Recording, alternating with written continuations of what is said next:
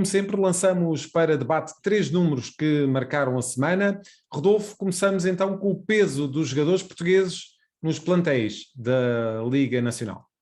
Obrigado, Zé. Cumprimentar-te a ti e também ao Nuno Vinha e ao Jorge Faria de Sousa. E o primeiro número desta semana que temos é o 17. É precisamente o número de jogadores portugueses que compõem o plantel do Sporting Clube Portugal, que é de resto o único dos 3 grandes com o plantel com mais de 50% de jogadores de nacionalidade portuguesa.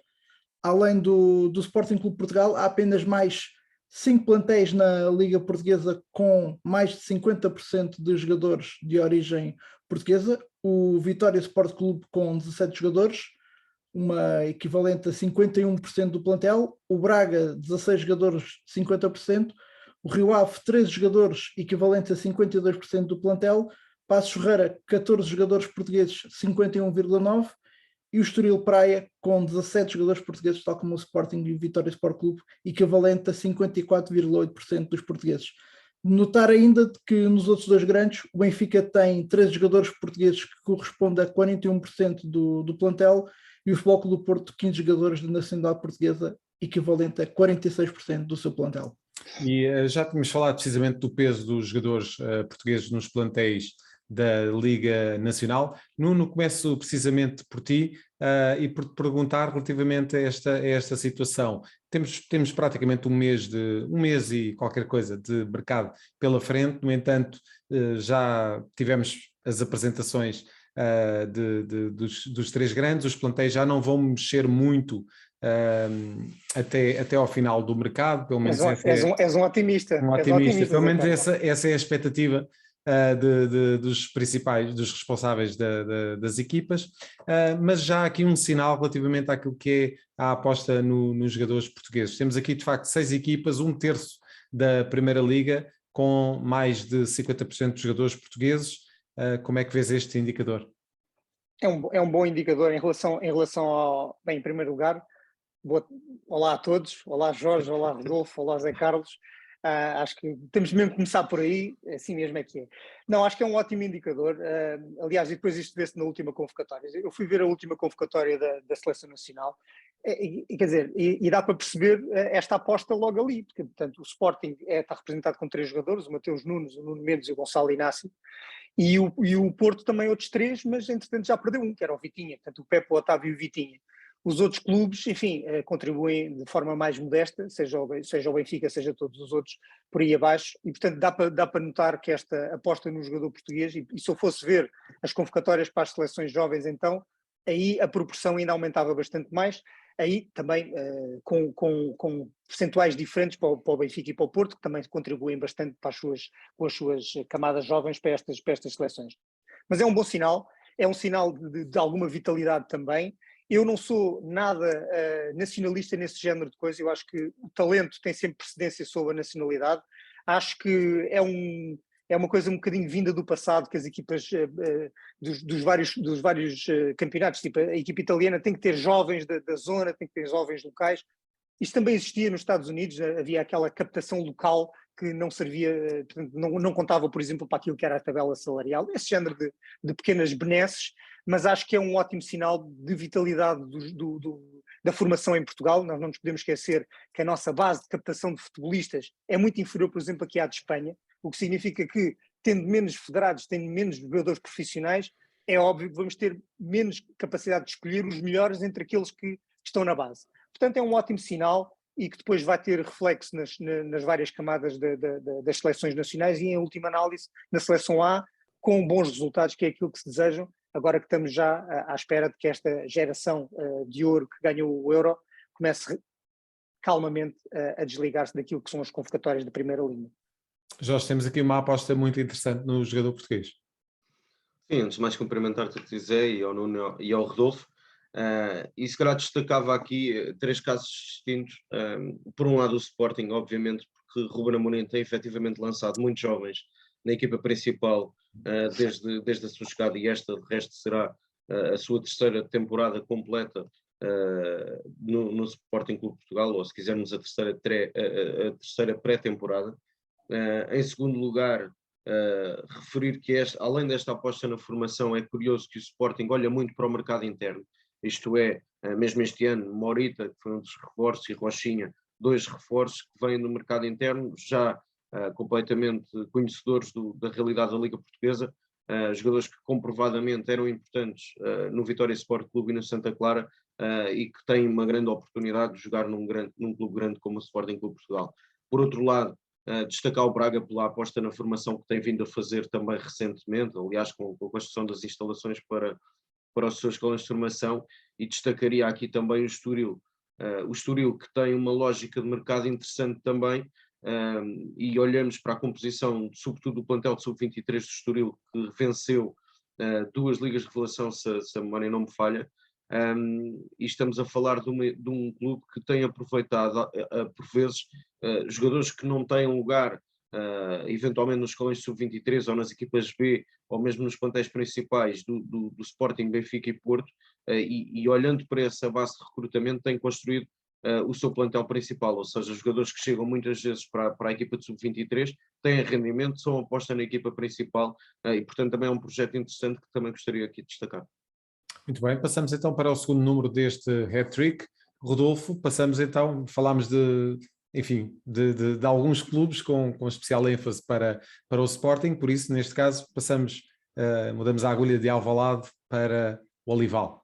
Falamos dos 288 milhões, foi quanto o Futebol Clube do Porto encaixou com as 15 maiores vendas de jogadores formados na sua cantera. Isto a propósito da venda de Francisco Conceição ao Ajax por 5 milhões de euros, ele que entra precisamente para o número 15 desta lista, onde constam nomes como Domingos Paciência, que foi transferido por 7 milhões e meio para o Tenerife, mas também o seu pai, Sérgio Conceição, e atual treinador do Futebol Clube do Porto, que se transferiu para a Lazio no final da década de 90 por 9 milhões de euros. E de facto, Jorge, tivemos aqui só nesta pré-época praticamente um valor muito considerável, uma percentagem muito considerável de todo este total de vendas de jogadores do Olival, com as transações de Fábio Vieira e Vitinha. Sim, Fábio Vieira, Vitinha e Francisco Conceição foram encaixes importantes, acredito eu, para o Futebol Clube do Porto, que, como sabemos, em termos financeiros não está tão saudável quanto está em termos desportivos, e a verdade é que, e o Nuno poderá também dar mais detalhes sobre isso, a verdade é que vendendo o ativo, é um ativo formado no clube, obviamente é sempre melhor para o relatório de contas do próprio Futebol Clube do Porto, mas na realidade, obviamente que decorre da aposta de Sérgio Conceição, que herdou uma situação muito difícil desde a sua chegada, tendo até aquela época que não faz nenhuma contratação, faz apenas um segundo guarda-redes, recupera todos os jogadores que estavam emprestados e acabou por ser campeão nacional, e a verdade é que olhou também muito para esta geração que tinha vencido a Youth League pelo Futebol Clube do Porto, apostou nestes jovens jogadores, e a verdade é que alguns têm tido mais sucesso que outros, mas não deixa de ter esta importância, quer em termos desportivos, quer em termos financeiros, sobretudo as vendas e os encaixes financeiros de Vitinha e Fábio Vieira neste mercado de transferências. Nuno, e de facto, depois de Benfica e Sporting, o Futebol Clube do Porto, sobretudo nesta pré-temporada, também mostra aqui alguma capacidade de fazer render os jovens da sua formação. Certo, eu nem sequer queria entrar em comparações agora, porque se nós olharmos para os números das vendas da formação do Sporting e do Benfica, são descomunalmente superiores naquilo que é a maioria dos casos. E isso é algo que merece alguma reflexão, no sentido de perceber se o timing de venda destes jogadores está a ser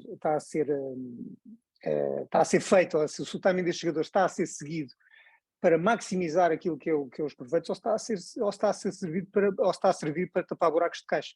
E aquilo que é criar um bocado de liquidez e tesouraria para aquilo que são ou as vendas, ou aquilo que é o cumprimento dos critérios de fair play desportivo, etc. Uma série de questões que estão aqui em cima da mesa, que têm afetado o Futebol Clube do Porto nos últimos anos. É verdade, e como dizia o Jorge, que dos 3 grandes o Futebol Clube do Porto parece ter uma situação financeira mais difícil. Nós já há algum tempo analisamos aquilo que é a capacidade de criar receitas, portanto as receitas operacionais do Porto versus aquilo que são os gastos operacionais, ou seja, os gastos com o pessoal, e o pessoal num clube de futebol essencialmente é o plantel profissional, e há um desequilíbrio muito grande que está muito acima em termos de rácio, então estão 107%, a última vez que vimos este valor, portanto 107% quando compara com outros clubes, que para ter um equilíbrio em relação ao rácio entre despesas e receitas, estão nos 65%.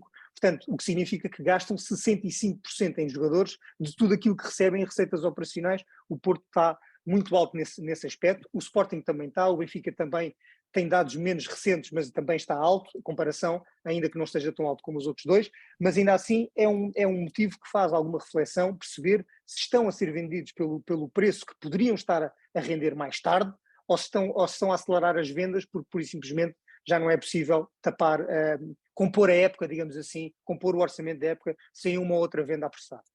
E esta que é a questão. Muito bem. Rodolfo, vamos fechar este hat-trick desta semana com um número da Premier League. 13%. Não é um número de sorte, neste caso é um número de sorte para os clubes portugueses, porque foi quanto a Premier League gastou em contratações na Liga Portuguesa só neste mercado de transferências. De resto, a Liga Inglesa, que até à data investiu já atingiu a marca de 1.000 milhões de euros em transferências neste mercado de verão, ou seja, só nesta janela de transferências os 20 clubes da Premier League gastaram mais do que a Série A, Liga Alemã e a La Liga juntas. De notar que destes 1.000 milhões, 130 foram gastos nas transferências de Darwin Núñez para o Liverpool, Fábio Vieira para o Arsenal e João Palhinha para o Fulham, um total de 130 milhões de euros. Numa resposta muito rápida, até porque estamos já no final desta primeira parte, a Premier League a mostrar toda a sua pujança e muito atenta à Liga Portuguesa. Só para dar uma ideia, este valor das transferências da Premier League representaria meio ponto no déficit em Portugal. Portanto, em relação face ao PIB, são 0,5% do PIB português, é o que aqui temos. Portanto, se nós abatêssemos isto, enfim, é só um pequeno à parte. Segundo, para nós não parecermos uma agência de promoção da Premier League, porque estamos sempre a enaltecer aquilo que eles estão a fazer e bem, é só para dizer e para reforçar, já existe uma Superliga na Europa e esta Superliga na Europa é jogada nas Ilhas Britânicas e é por isso mesmo que clubes como o Real Madrid, como os italianos, querem ou evitar que esta pujança cresça ou captar algum deste valor para aquilo que é a sua própria atividade. É por isso que nós estamos a ver estes movimentos de Superliga, se tentar criar algum tipo de produto televisivo forte que consiga competir com isto. Jorge, para fechar. Muito rapidamente. Sim, subscrevendo aquilo que disse o Nuno, a verdade é que é a melhor liga, a melhor e a maior mais competitiva liga do mundo. E mesmo olhando para este mercado de transferências, a verdade é que mesmo nas outras ligas dependem muito daquilo que é o efeito dominó da Premier League. E portanto veremos também até dia 31 de agosto se estes números não vão avolumar ainda mais. E a verdade é que ainda há quem queira sair da Premier League e é dele que vamos falar na segunda parte deste jogo económico. Rodolfo, conto contigo para a semana para mais 3 números, mais uma edição do hat-trick do Jogo Económico. Fique connosco para a segunda parte deste programa.